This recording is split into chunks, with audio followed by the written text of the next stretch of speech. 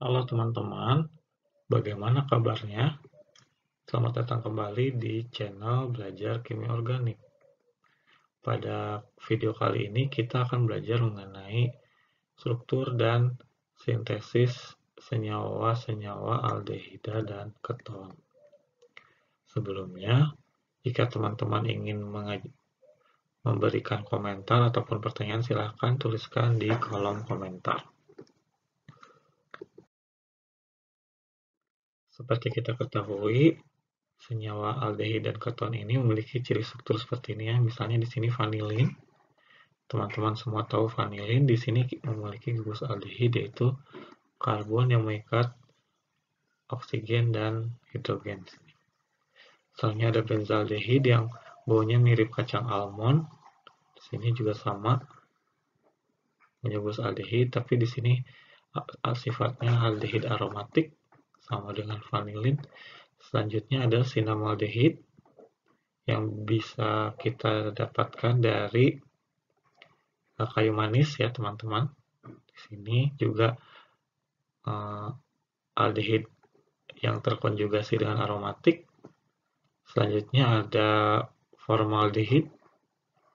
Ini adalah aldehid yang paling sederhana, hanya memiliki satu karbon. Selanjutnya ada astaldehid. Ini juga salah satu produk metabolisme yang juga banyak terdapat dalam tubuh teman-teman. Selanjutnya di sini senyawa keton contohnya adalah karbon. Karbon ini terdapat dalam spermin ya, jadi kelompok min begitu karena strukturnya juga memang mirip dengan mentol. Selain itu ada juga aston. Beberapa teman-teman sini mungkin sudah biasa menggunakan aston ya. Jadi senyawa-senyawa di sini merupakan senyawa-senyawa yang familiar untuk teman-teman semua. Apakah ada contoh lain dari senyawa aldehid atau keton? Silakan teman-teman tuliskan di kolom komentar. Pada dasarnya aldehid itu dapat diperoleh melalui berbagai macam cara. Di sini teman-teman lihat skema reaksi bahwa aldehid ini bisa bisa diperoleh dari oksidasi alkohol primer.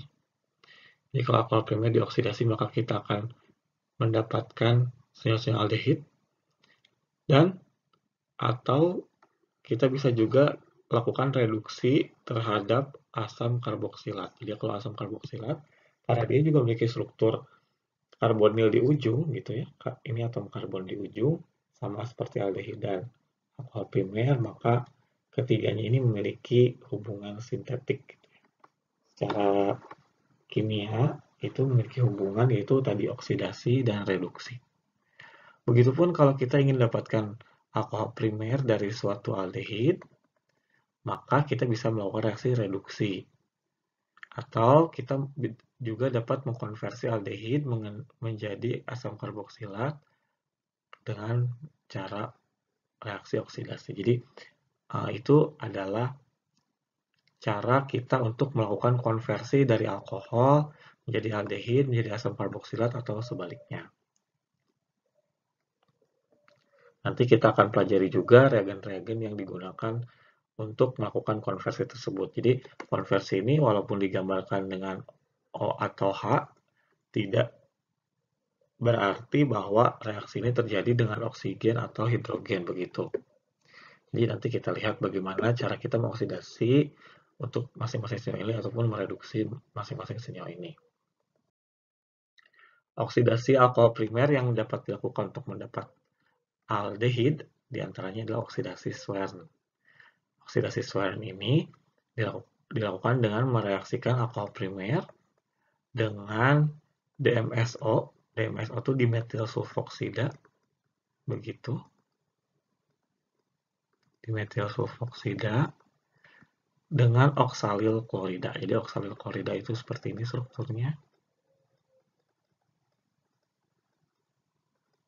Nah, di oksalil klorida itu asil klorida dari asam oksalat. Nah, dari senyawa ini kita juga bisa mendapatkan aldehid.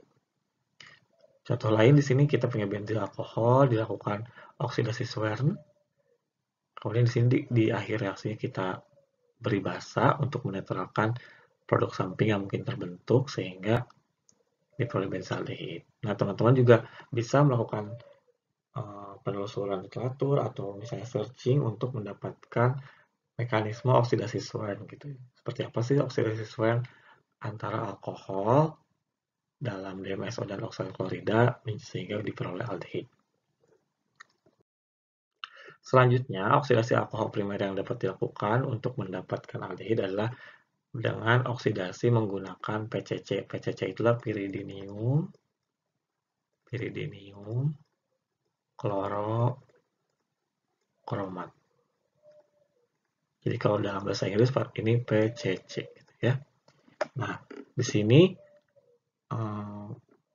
kekuatan oksidasi dari kromatnya ini diturunkan sehingga hanya diperoleh aldehid, itu bukan asam karboksilat. Jadi kalau misalnya di sini alkohol primer kita oksidasi dengan PCC, maka yang diperoleh adalah aldehid. Di sini contoh lain kita punya 1 heptanol, kita oksidasi dengan PCC, kita juga dapatkan heptanal. Jadi alkohol primer dioksidasi menjadi aldehid. Sampai di sini, apakah teman-teman memiliki pertanyaan? Jika ada, silakan tuliskan di kolom komentar. Selanjutnya, seperti yang sudah kita pelajari, bahwa aldehid ini bisa diperoleh juga melalui ozonolisis alkena. Jadi misalnya di sini alkena yang hanya memiliki 2 substituen pada yang masing-masing karbon alkena ini 1 substituen ya. Kemarin ada yang bertanya, maksud substituen alkena itu apa? Apakah alkena bisa disubstitusi? Seperti itu ya. Jadi yang dimaksud substituen alkena itu adalah ini, gugus-gugus yang ada di samping. Jadi misalnya ini adalah karbon alkena. Nah, jadi gugus-gugus inilah yang adalah substituen dari alkena.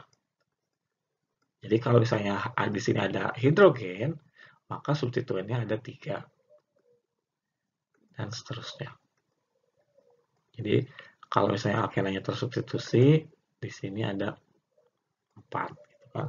Nah, di sini ozonolisis dilakukan pada alkena yang memiliki masing-masing 1 hidrogen pada karbon alkenanya gitu. Jadi pada saat ikatan rangkap ini diputus, maka akan terbentuk 2 buah aldehid. Di sini kita lakukan ozonolisis dan diakhiri dengan work up reduktif di sini ya. Work up reduktif seperti kita sudah pelajari juga. Reduktif sehingga diperoleh aldehid. Nah, apabila di sini kita lakukan work up-nya oksidatif, jadi work up oksidatif, maka yang diperoleh adalah asam karboksilat. Jadi di sini OH. Oke, selanjutnya di sini kita punya alkena yang memiliki 2 hidrogen pada 1 karbon alkenanya, kemudian ada 2 substituen pada karbon alkena yang lain, maka saat diputus, yang memiliki 2 substituen ini akan menjadi keton, dan yang lainnya menjadi di sini metanal ya. Jadi kalau kita gambarkan skemanya supaya lebih jelas teman-teman. Jadi pada saat alkena ini diputus, kita bisa gambarkan seperti karbon-karbon ini dijauhkan begitu ya. Nah, yang sebelah kiri menjadi oksigen, yang sebelah kanan alkena tadi. Di sini ada 2H ya teman-teman. Sama seperti ini. Dan di sini ada oksigen. Sehingga dapat kita lihat di sini bahwa bahwa ozonolisis alkena ini dapat menjadi keton kalau di salah satu alkenanya ini tidak memiliki hidrogen atau tersubstitusi semuanya ya. Di sini tersubstitusi. Sedangkan kalau tidak tersubstitusi yaitu masih memiliki atom hidrogen, maka di sini menjadi aldehid. Jadi kalau misalnya ada yang ingin ditanyakan, silakan langsung tuliskan di kolom komentar, teman-teman. Selanjutnya, seperti kita lihat pada skema di awal video ini bahwa aldehid ini bisa diperoleh dari reduksi asam karboksilat ataupun turunannya. Di sini turunan asam karboksilat itu ada asil klorida, ada ester, ada nitril. Nitril itu RCN gitu ya. Jadi di sini karbonnya tidak terlihat. Jadi di sini bisa gunakan lithium aluminium hidrid yang triterbutoxil lithium aluminium hidrid ya. Jadi hanya memiliki satu hidrogen aktif untuk mereduksi asil. Sehingga yang diperoleh hanya aldehid di sini sampai aldehid, tidak sampai ke alkohol. Tuh. Ya. Jadi tidak sampai ke alkohol. Selanjutnya, di sini ada juga ester yang direduksi menggunakan diboroaluminium hidrid. Jadi basisnya adalah boron. Sama dengan nitril ya. Untuk mendapatkan aldehid. Oke. Selanjutnya, aldehid itu juga bisa dilakukan atau diperoleh dengan cara mengubah asam karboksilat menjadi halida asam, kemudian direduksi. Jadi asam karboksilat ini memang akan sedikit sulit gitu ya untuk diubah langsung menjadi aldehid.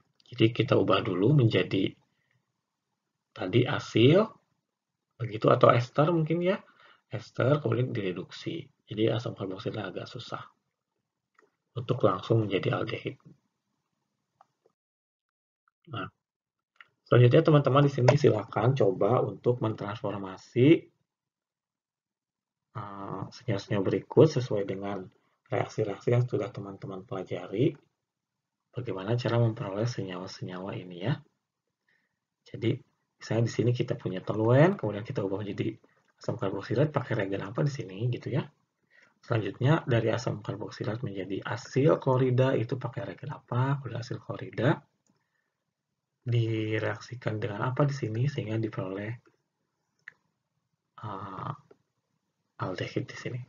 Selanjutnya yang B ini teman-teman diminta untuk melakukan transformasi di sini tahapannya seperti apa sehingga bensil alkohol yang di kiri ini akan menjadi 2-fenyl etanal. Itu ya. Dari bensil alkohol menjadi 2-fenyl etanal. Nah, silakan teman coba pause dulu video ini, kemudian teman-teman lanjutkan setelah teman-teman mencoba menuliskan tahapan reaksinya. Jadi kalau kita coba di sini, kalau kita coba lihat ya di sebelah atas, maka di sini kita punya toluena. Toluena ini bisa kita ubah menjadi asam benzoat dengan menggunakan KMN4 panas, gitu ya. Kemudian kita asamkan. Tuh, karena kalau KMN4 panas ini kan biasanya pada suasana basah. Nah, jadi di sini adalah garam karboksilat yang terbentuk sehingga untuk mengembalikan kembali menjadi asam karboksidnya maka kita asamkan. Selanjutnya asam karboksilat ini kita ubah dengan menjadi di sini asil klorida sehingga kita gunakan SOCl2. Kemudian kita basahkan dengan misalnya trietilamin. Begitu. Dan terakhir kita ubah dari asil klorida menjadi aldehid tadi dengan cara apa? Dengan menggunakan lithium aluminium hidrid, triterbutoxil lithium aluminium hidrid itu ya.